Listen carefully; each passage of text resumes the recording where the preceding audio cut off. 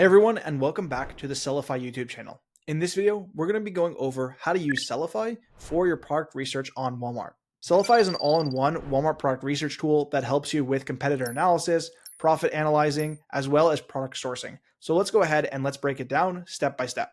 In order to access Sellify, you're going to go to a product page, and then you're going to click the Chrome extension, and it's going to pop up right on the Walmart page. Whenever you're on a Walmart product page, Sellify is automatically going to load up. Now you can go ahead and you can choose where you want to place it. So it can either place itself right in the middle where I like it, or you can go ahead and you can place it on the side and it will go ahead and it will sit right here, show you all of the data that you need and allow you to make your product decisions based on the insights that the app offers. So right away within the Sellify Chrome extension, you can go ahead and you can search up the product on Amazon. You can also go ahead and search up the product on eBay, search it up on Google, or you can bring up results within Google Shopping. Additionally, you can go ahead and you can access your history of past products that you viewed, not only within the Chrome extension, but also within the phone app that Sellify now has. Within the settings, you can adjust your profit settings, as well as you can go ahead and add any costs that you want automatically added to a profit calculation, such as overhead, prep cost, or sales tax. From the main page, you have a lot of information to dig through. So first, you can go ahead and see the image of the item. You can see the title, which is fully clickable. Then you have the estimated monthly sales if Sellify provides them. Underneath that, you have the item ID and the UPC code, which are both clickable. From here, Sellify will go ahead and they'll alert you if Walmart is on the listing, if the dimensions were pulled from Amazon, as well as how many sellers are on the listing, or if there's anything else that they think you should know. Next, you have the rating, as well as you also have the offer count. And if you hover over it, it will break down how many offers are merchant fulfilled versus Walmart versus WFS. Right next to that, there's a small little plus button that you can click that will quickly open up your catalog and allow you to list this item. Next to that, you have all the Amazon data. You can also see the price on Amazon, which allows you to go ahead and see how much is it selling for there. Maybe you should sell the item on Amazon, or maybe there's an opportunity to buy more units from Amazon to resell onto Walmart. To the left is one of my favorite features about Sellify.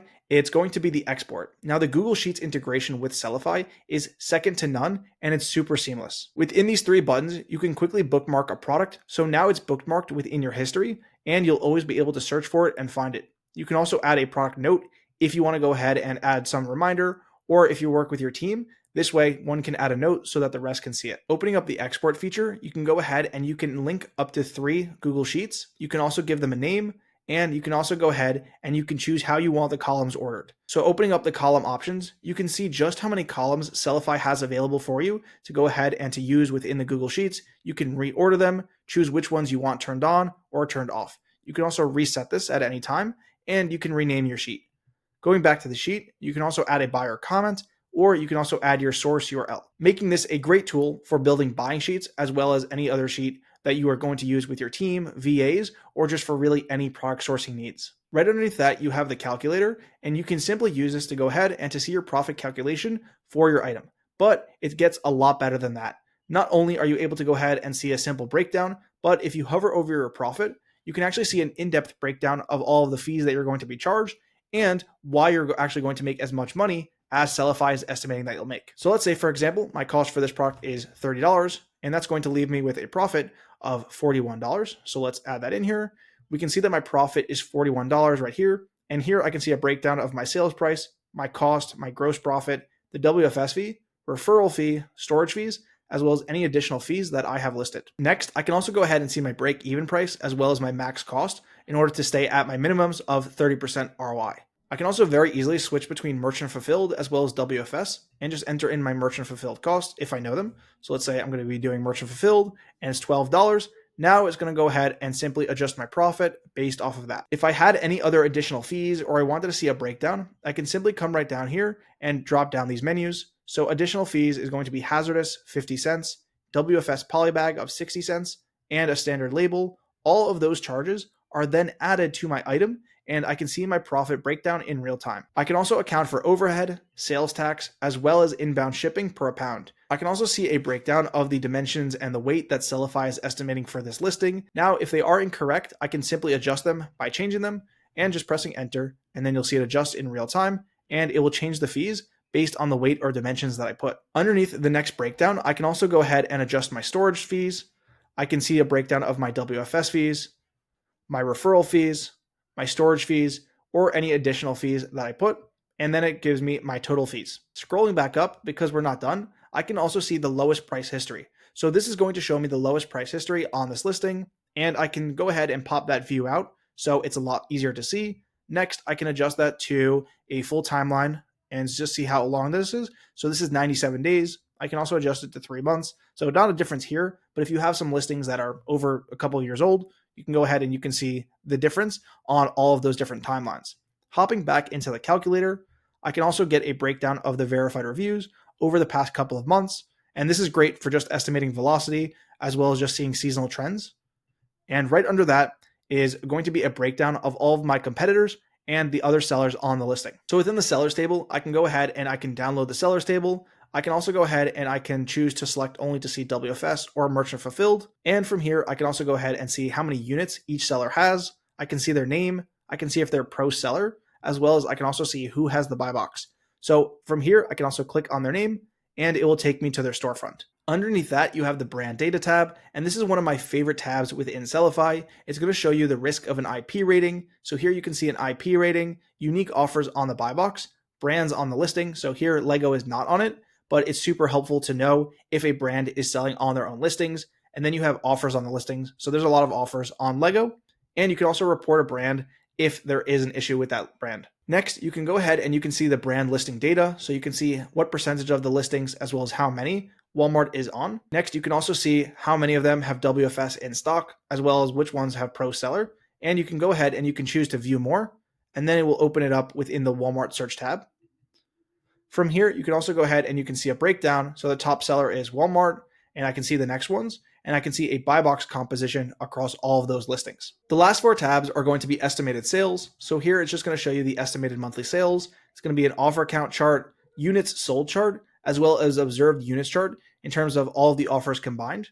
Then you have the buy box stats. So the buy box stats are going to show you the buy box breakdown, and you can go ahead and you can sort it over the past 30 days, 60 days, 90 days, or 180 days. And then you have seasonality. So seasonality is going to show you kind of when the item is selling the hottest. So I see right here in December, because Lego is a toy and it does really well during Q4. And underneath that, we have search engine insights, which pulls directly from Google. And I can go ahead and I can see that load up. So we can see the Lego search chart, and it looks like it peaked during last year of December. And then I'm sure you can see already right now, it's starting to peak up again, and we're going to see the same thing. So this is a great way to see demand, not only across Walmart, but on the internet as a whole. Another really cool thing about Sellify is that when you're browsing a lot of products on Walmart, instead of going one by one or not knowing anything about these listings, you can open Sellify, and Sellify will open on the right-hand side, and it will give you a rough breakdown of all of the listings, allowing you to see key insights of the listings. So here we see the buy box for this one is $43. We see that the buy box is actually a third party, and there are 13 offers. So we can potentially sell this listing. If we come right here, we can see that this one is $39.99, but Walmart is on it and they're the only seller. So maybe this is an opportunity where we can go ahead and sell it, but more than likely, this is just a listing that Walmart is heavily in stock on, so it's not really an opportunity that we can sell right now. Here, we actually see a little bit of a different story. So $39.99, Walmart is in the buy box, and there are 5 offers. So this actually has some other data points that we can see where third-party sellers are able to go ahead and be on the listing, or for some reason, 4 other sellers have chosen to be on this listing. And if you want to see more information about the listing, you can quickly go ahead and you can open it up on Walmart, and it will open it up on that listing, and Sellify will pop right back up so that you can start analyzing more in depth on that listing. The last feature for Sellify is going to be for sourcing, and this is going to be huge. Within Sellify, whenever you're on a supplier's website, let's say Target or a wholesaler, you can simply go to a product. So let's say I'm going to search up Lego, and then as I'm browsing Target, I don't have to go ahead and switch back and forth between Target and then search to see if the product is on Walmart. I can actually go ahead and use the Sellify Chrome extension to load up Walmart data on Target.com, saving me a ton of time and a ton of clicks. So whenever I'm browsing on a supplier's website, let's say Target, for example, I just click the Chrome extension, and then it's going to come up right here on the right with all of the possible product matches. Now, I'm not on a specific product page, so it's not pulling anything in directly, but let's say I wanted to sell this Lilo and Stitch Lego. I simply just go to the product page, and as I'm browsing the product on Target, or any supplier for that matter, I can simply open up Sellify. It's going to read the title, and then it's going to find the best match on Walmart. So let's take a look at what it found. So it found this blue one That one's really not the best one. So let's go ahead and take a look.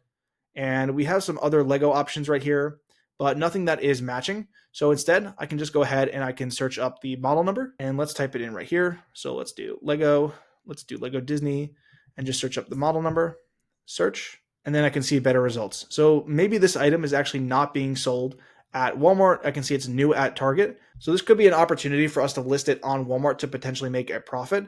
But let's go ahead and let's browse another product. So let's go and check out this Lego option once it loads up. So let's go ahead and let's check out a new option. Let's check out this Lego since it is on sale for $25.59. So we're just gonna go ahead to the Target page. And then once Target loads up, we're then gonna pop open Sellify to search it on Walmart. And look how quickly it's going to take. It's going to take less than a few seconds. And then it's going to go and find the listing on Walmart. And if we match everything up, the photos look kind of similar. The model number is 75386. So instead of going to Walmart, I can simply click the title, and then Sellify is going to open up right here on the Target website, saving me that extra click. So I can see that the photos actually do match, and it's being sold on Walmart for $22.39, or our sales price is $25.39. And I can see that it used to sell for roughly $39.95, but it looks like Walmart is discounting to go ahead and to match Target's price. So instead of bouncing between the supplier website and Walmart, I can simply open it up right here. I have all of the calculator data within my supplier's website. So that's going to be the end of the Sellify tutorial. If you're interested in Sellify, we have a free trial linked down below. As always, thanks for watching, and I'll see you guys in the next video. Peace.